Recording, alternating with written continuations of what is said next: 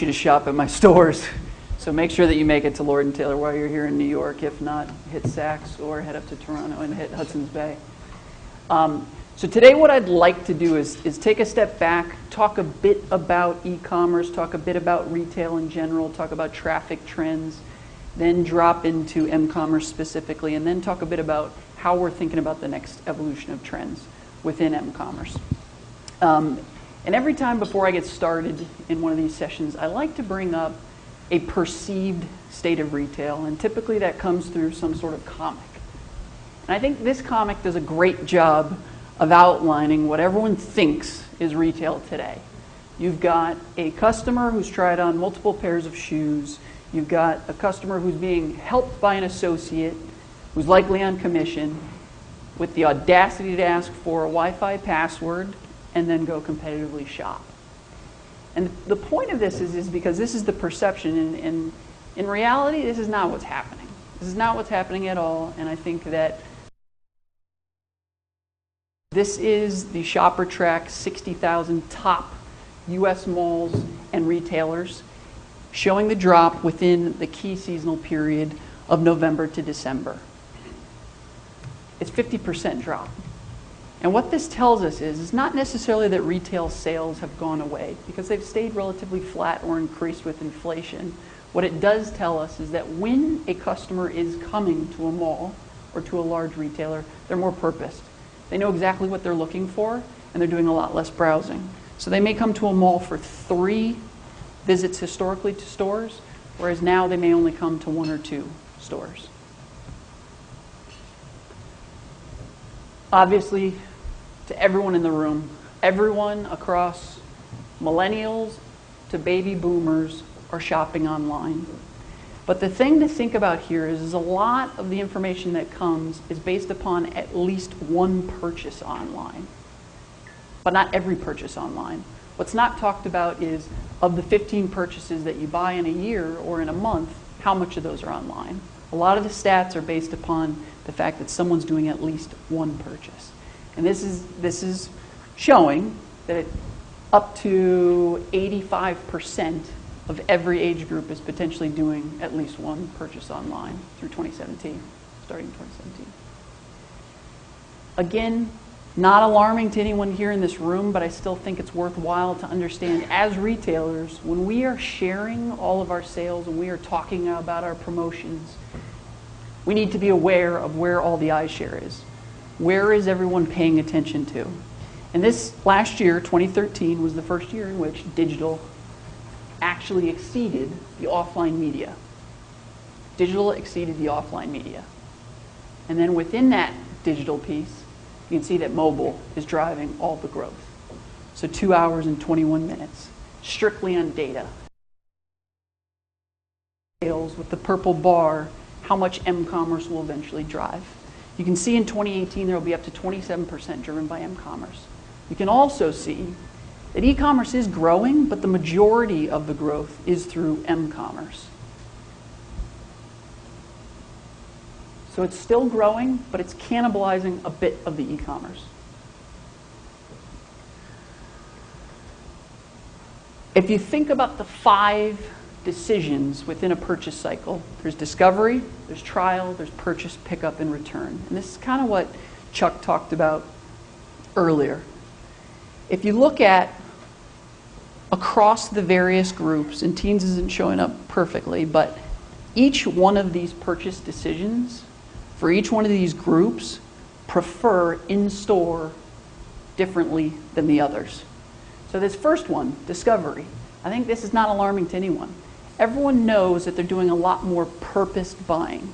So they're likely researching what they're going to buy in the discovery phase up front. You can see the seniors prefer to do that discovery almost up to 60% in-store as opposed to pre-store.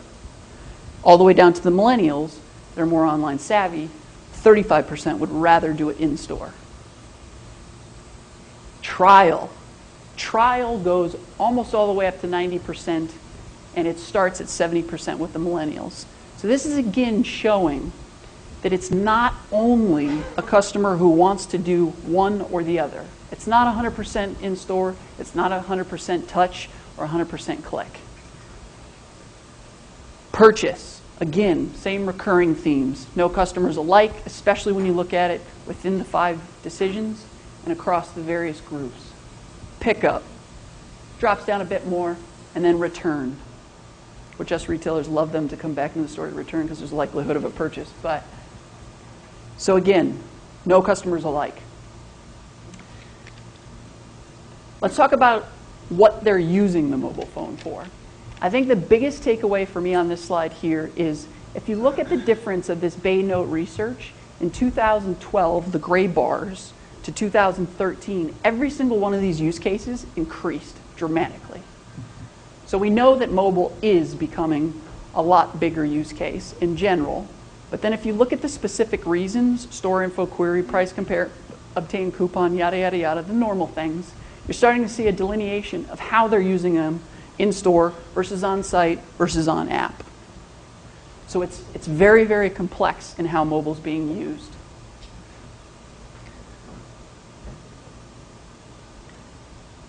When I've used this slide previously, I've said brick or click. I've since changed that to brick or touch. Again, no customer's 100% brick or 100% touch. So we like to think about it in a continuum. And what we do based on that continuum is we map each one of the customer types. On the far right, where there's touch, you've got the typical showroomer, like the comic that I talked about before, who's willing to shop online, willing to read affiliate feeds, willing to try tablet, willing to try apps, willing to shop at work on a corporate laptop. On the other side, you've got the leisure shopper, who's not likely to do any of those previous things I spoke about, is just started to get interested in digital shopping, and is likely still reviewing that offline media. You move into the more research customer, which is like the one at the discovery phase that I showed before, starting to get more familiar with it, not necessarily doing a lot of shopping on app, but doing some type of browsing through mobile sites. And then you've got the web roomer, who's comfortable doing both, yet not as aggressive as the showroomer just yet. Likely coming into the store and trying that product on and walking out with it, but researched with it prior. So if you look at those, again, this recurring theme, no customers binary, everyone's using mobile differently, everyone's using online differently, everyone's using stores differently. And how do we as retailers figure that out and accommodate to each one of them, or make the conscious decision that some of them aren't worthwhile in paying attention to? So how many of you are showroomers? 3. 4. Don't be scared. That's okay. I hate you, but 5. Okay, so 5 in this room. So again, shows the comics wrong. All right, the stuff you actually guys want to talk about. So it's not like reading the Wall Street Journal. Apps versus mobile sites. I think Chuck actually tried to steal a little bit of my thunder, but this is not a question of or. This is a question of both. It's just which one you're going to invest more in. And I'm going to talk a bit about that. Second thing, I want to talk about social. This is getting extremely hot, and it's getting hot now. And it's going to be awesome. 3, location, a bit about beacons, and how do we complement the in-store experience. So, Flurry, who was recently acquired by Yahoo, they came out and they said, look, 86% of the time spent on mobile is in apps. Okay, great. Well, if you break that down, look at that gaming chunk. It's predominantly gaming, Facebook, and messaging. And so I sit back here and I say, we must have an app, we must have an app. However, I think the real trick is figuring out how retailers can become part of these top tiers. So how am I going to display my message within Facebook and make it simple and easy to actually transact with me? How am I going to take guys like Line, WhatsApp, Kik, and figure out how to do shopping within their apps, because those are the top 3 messaging apps. Guess what? 22 apps up to 29.5 apps are on every phone of a smartphone user. It's a ton of apps. It's hard to stick out. And then you've got how much time they're spending. 21 hours to 37 hours in mobile apps. And oh, by the way, they don't really care to do anything around commerce and shopping. They're only spending that hour and 33 minutes. So it's not necessarily figuring out how we make our apps valuable. It's how do we spread our reach into the other apps that actually are. Lastly, this is just the iOS store. This is how much it's grown. There's now about 1.2 million active apps and games within the iOS store. Very, very tough to gain scale. 80% have been labeled as zombie apps, meaning have no following, very little downloads. So it's, again, very, very tough. Very, very tough in the app world. But it comes back to my point before. As you can see, there are some purchases on site, there are some purchases on apps. There is some store info querying and the other pieces within apps. So we do need to have some sort of real estate within the app world because there are users of apps. What we've found is the most loyal customers are downloading our apps. The infrequent users are moving to mobile. But we can't be short-sighted and just drive mobile app versus website decisions based upon how much revenue is earned from each, because they're used in different ways. Social. Social, social, social. So this was done in April 2014, the study. This was the first time, or the first month, in which social exceeded email. So more time is now spent on social than within your email box. Personal and corporate combined. If you look at the top 3 who are currently doing social networking, I mean, I guess you could argue there are 3 others, but Facebook's 68% mobile already. Then when you start to look at Twitter, you're at 86%. Pinterest is just above that. And then, oh, by the way, you've got 3 other types that are almost 100% mobile. Snapchat is 100% mobile. Vine is 100% mobile. So we have to figure out how we're going to monetize these. So how are we going to do this? Well, there's been a lot of news lately. If you think about how retailers have used social historically, it's been a simple link share. So you'd go to the Lord & Taylor Twitter feed. We'd have a simple link. They'd click out. They'd go to lordandtaylor.com. They'd figure out whether they already had a user ID, or they could check out via PayPal. If they didn't, they'd set up a new user ID. It's just a very laborious process. And what I think it's moving towards, or what we're starting to see through leaks, is card-based experiences in which you've got buy it now buttons. So Twitter, Facebook, don't know about Instagram yet, but each one of those are starting to collect payment information, shipping information, billing information, and they're going to eventually become eBay 2.0. You're going to be able to quickly just click your size and then check out. And why that is exciting to me is for 2 reasons. The first reason is instead of doing the link share where we see a 1% conversion, we're likely to see a much better conversion. But beyond that, how do we make sure that our brand remains intact when all of the commerce is happening within the walls of the social network? So the only time you're going to see Lord & Taylor or Hudson's Bay or Saks will be when you receive the box, on the outside of the box. And that's not a differentiator. That doesn't differentiate us from other e-tailers. It just becomes a commoditized price, which is scary. Location and self-sufficiency. So SnipSnap, a fantastic couponing app that we've used. Chuck gave you some stats, about 3.5 million downloads. We think aesthetically they do a very good job. We are on a lot of the other apps like coupons.com, Retail Me Not, yada, yada, yada. However, what we've done is we've utilized SnipSnap in ways to test geo-targeting, beacons, etc. What we found is, and I'm going to take you through 3 different snapshots, but the typical banner ads that you're used to within app, you'll see them, here's the friends and family for Lord & Taylor, 25% off. What we see with those is a low single-digit conversion percentage, where they're taking that, clicking, and actually clipping the coupon, and then utilizing it in store. Very, very low. You start to see it increase once we put them into categories. So within apparel, within fashion, you've got a more purposed customer who's looking for that specific category. We get a bit better conversion. But where we really start to see the conversion is in the push notifications based on geo-targeting. So I can tell SnipSnap, if you shopped a competitor, historically, or you snipped a coupon historically, I would like you to shoot a coupon to that person once they're in close proximity to our store. So there's a bit of association there. There's a bit of targeting there. That's where we start to see rates in the high single, low double digits. Chuck talked a bit about beacons. So that's the geo-targeting. Now when we start to talk about beacons, it's a lot closer proximity.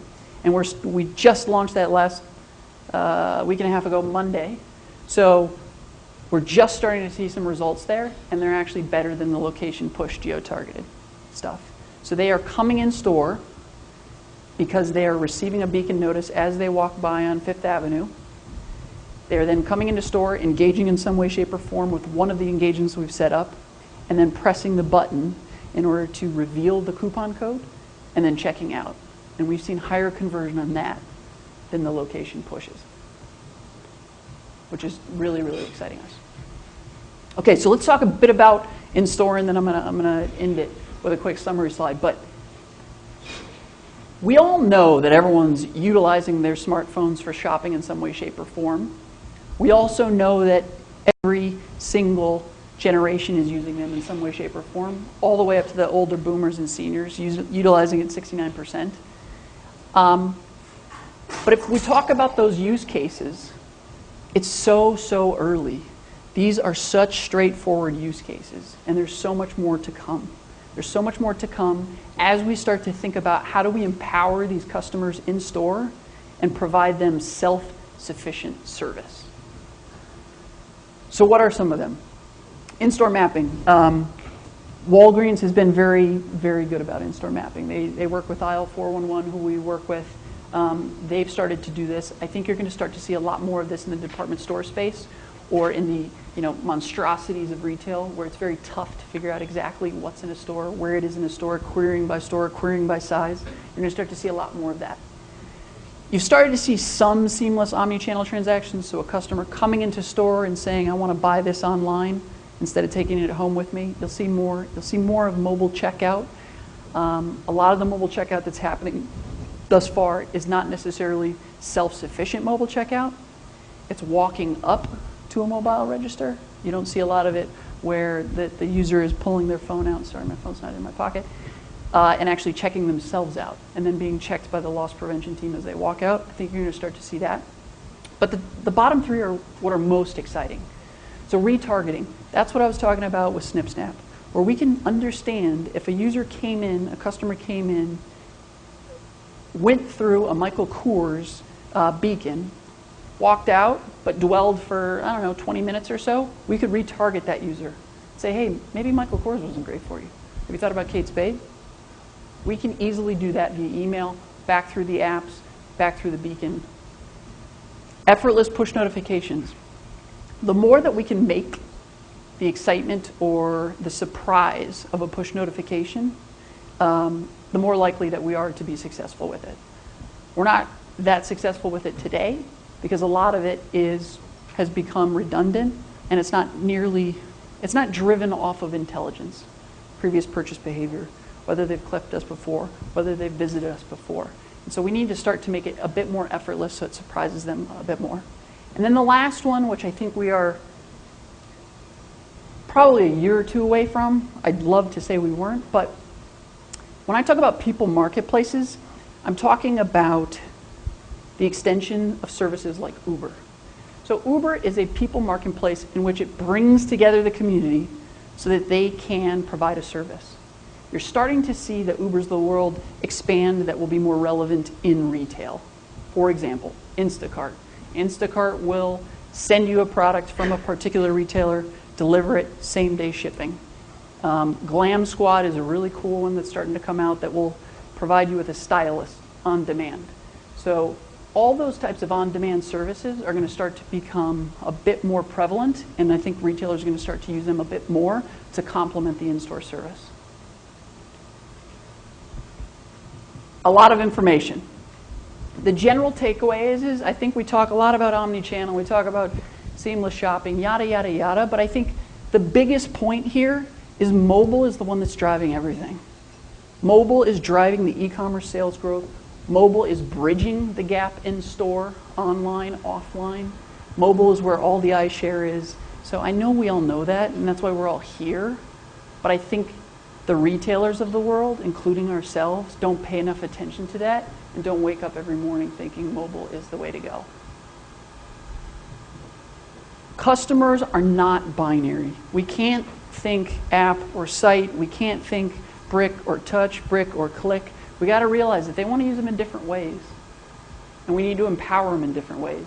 We need to have tools that do each one of those things that they're doing and not pigeonhole them or bucket them into a specific type of user. And then lastly, the more we make these effortless and make them surprises in delightful ways, I think that retailers are going to start to see some dramatic conversions, some improvements, and those that have brick and mortar will be able to provide a much more compelling advantage to those that are e-tailers. So that's all I've got. Thank you for your time. Okay. I've got one question to start before the audience jumps in here. Can you talk a bit about the process? Because I know you're looking, as Lord & Taylor, as a large retailer, you're looking at pretty much everything. Can you talk a bit about the process? Because a lot of retailers and agencies are going through the process of how do we go from trial to launch? What's the process, and what do you see as the role of the agency in overall? That's like 4 questions. You look at the various retailers of the world, they've got innovation labs. Walmart's growing their innovation lab through acquisition. You've got Target, who's got a group that's growing through acquisition. You've got Nordstrom with their own internal group. So I think first and foremost, having some sort of innovation group that's driving this change, that's sending these emails out this morning that say, hey, mCommerce is 27% of 2017 sales. You're not going to have any of these ideas popping up and starting to become the conversations in the hallway and at the water cooler. So what we've done is we've built a close-knit guerrilla team who essentially is made up of a lot of millennials, and we've forced some of these ideas through the organization. And the problem is that typically you're going to have a lot of people you need to educate, an unwillingness to actually try new things, and a lack of funds.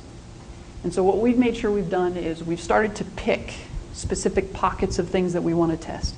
Mobile payments, we tested Bitcoin with third parties. Beacons, we tested with Swirl. And as long as we start to show some traction, like the conversion rates I just showed you, you start to make baby steps and you start to make people believe. So much to the point where another banner will come to you or another company will come to you and say, hey, why can't we get Saks with Beacons or get another retailer with Beacons? So you just got to keep your heads down and you got to keep going. Agencies play a massive role. If you look at how we are trying to build an app beacon ecosystem, longer term, I think there's going to be a lot around beacons as to how agencies drive the specific messages, brands, experiences that will happen through these ecosystems. We're trying to be leading edge and help develop those ecosystems. Did that answer all 4? Yes, very good. Other questions? We have microphones if anybody has a question. Oh, and ladies and gentlemen, real quick, throughout the day, when you have a question, if you could please stand and mention your name and company, that would be great. Thank you. Hi, Jeff Hassan with Mobiquity. Sorry. Question about the Fifth Avenue experience. Can you expand on that in terms of, is that permission-based? Is that a beacon, although beacons are such close proximity? More detail there? Yep. So our beacon release, we launched in 10 different stores, 5 stores in the US, 5 in Canada. We have roughly 7 to 8 experiences per store, including the initial walkthrough.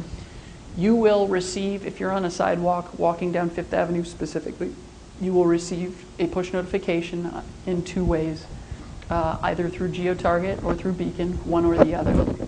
When you download the SnipSnap app, you are asked a series of questions. There's 4 steps. The first one is are you willing to share your location, enable or disable? Are you willing to accept push notifications? And then are you willing, or you need to share Bluetooth in order to receive. And then you know the normal pop-up on iOS where it says settings, and then you can go on or not. So there's those three, and then beyond that, you need to sign in. So you need to create a user. I'm not going to lie, beacons are not big yet. A lot of the reason why is because a lot of people aren't willing or don't have their Bluetooth on. What we have found, though, is a lot of people are willing to share their location when you give them something compelling.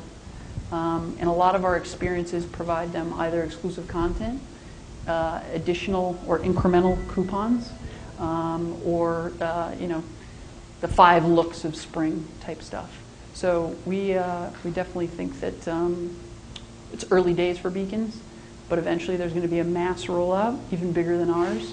I mean, the biggest one right now is probably Apple. Shopkick's got some stuff, but it's not that massive yet. But Apple's probably the biggest. Now we have another question here, but I just activated the Lord & Taylor beacon, so anyone who had SnipSnap should have just gotten a text message with the opportunity to opt in. Provided you enabled and Right. you have Bluetooth on. Yeah, that's slow. Right. Hi, Darren Metzger, Outspoken.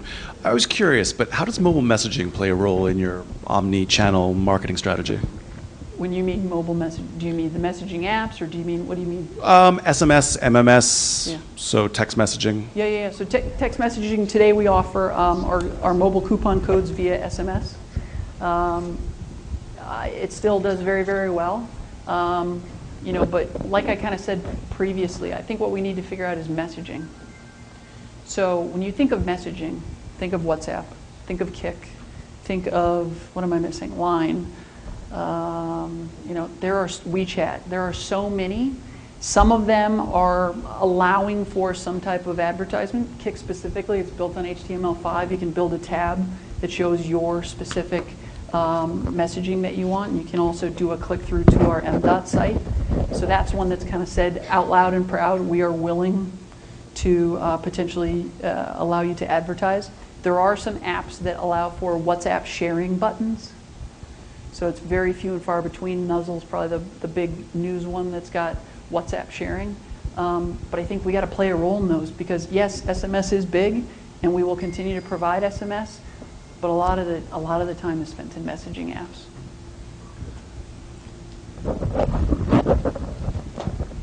Thank you.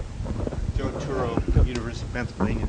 I was just curious, you were talking about certain instances where you don't... Use the mic. So you were talking about certain instances where you say you want to ignore certain people. Most people you don't want to, but some people you said who are in the bricks and clicks environment, they're not worth it. Could you elaborate? So I think you kind of took my words too literally. I apologize if I... No. There's no customer that we want to ignore.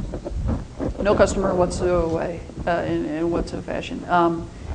However, there are certain customers that we'd like to make sure that we are allocating the way in which they want to be served our funds to a bit more. That showroomer customer, it's a very tough customer. That customer has return rates above 50% to e-com. You're providing free shipping to them. You're providing free returns. That's an expensive customer. That customer is likely buying 5 different sizes of shoes because he or she doesn't know their specific size. They're never coming back in store. And if they are buying online, they're probably buying through an affiliate feed, so we're paying Google or someone else to get that traffic. So it's acquired traffic. You start to do the numbers on that, 50% return rate, you're paying 8 to 10% on affiliate fees. And getting that product back into the DC, back onto the store floor to resell, it's a tough business. So what do you do? I mean, say they come in again. You have to engage them in some other way. You have to engage them to get them in store, or you have to provide them information that will lower the amount of returns. One of the things that we implemented on our site is called TrueFit. Basically, you take your profile, you tell them a specific size of a specific brand. That then ties it to an algorithm that says for other brands that we carry, here to be your specific size. That naturally reduces the return rate. So, in no way, shape, or form am I saying just ignore them. It's really empower them so that you can help them make better decisions. Because even if they enjoy buying 5 sizes, if we can get them down to 1, they're going to like it a lot better. And it's better for us, too. Last question. Hey, Ryan, Phil Hendricks with IMMR. When SnipSnap was launched last year, Yeah. I think there was some pushback from retailers who refused to accept images of coupons. Right. And the larger question, I suppose, is attribution. So I'm curious how you're viewing the attribution question with a third-party app like SnipSnap or others. Yeah. Great question. So we went to SnipSnap. We went to coupons.com. We went to RetailMeNot. All these user-generated couponing apps. And we said, hey, we can continue to accept those coupons. A lot of them are validated. Some of them aren't validated. But instead, why don't we give you the creative assets so you build them into the app already and you know that they are verified. So we took that step for all the major couponing apps. My view of the world is it's very short-sighted if we just force our coupons through one app, or we ignore the user community that's developing more and more coupons and adding them to that database. So my view is instead of focusing just in these four walls in our home, why don't we spread the message of everything or every single promotion that we're running in all the third-party apps? SnipSnap's got 3.5 million downloads. We have a fraction of that. So why not spread that? We're offering the coupon to everyone that wants it, and it's done in an aesthetically pleasing way that excites them and makes them want to engage with Lord & Taylor or Hudson's Bay or Saks in another way. Did that answer your question? Are you handling the attribution in some way, so you calculate the Yeah. So that's, if anybody wants a job, just let me know. That's tough. We bucket them into affiliates, and then we do sub-tranches of that. So within the affiliate space, we've got a couponing group. We've got, a true flash sales group. We've got the Googles. We've got everyone like that, Commission Junction. And we bucket them. We get weekly reporting on where they're coming from. Today, it's not the largest part of the business, but I think longer term, it's going to become bigger and bigger. And one of the questions we need to answer, is how do we make some of the traffic that comes to our site a little less paid for? The less traffic that can come to our site that we didn't pay for, the better. Ryan Craver, thank you very much.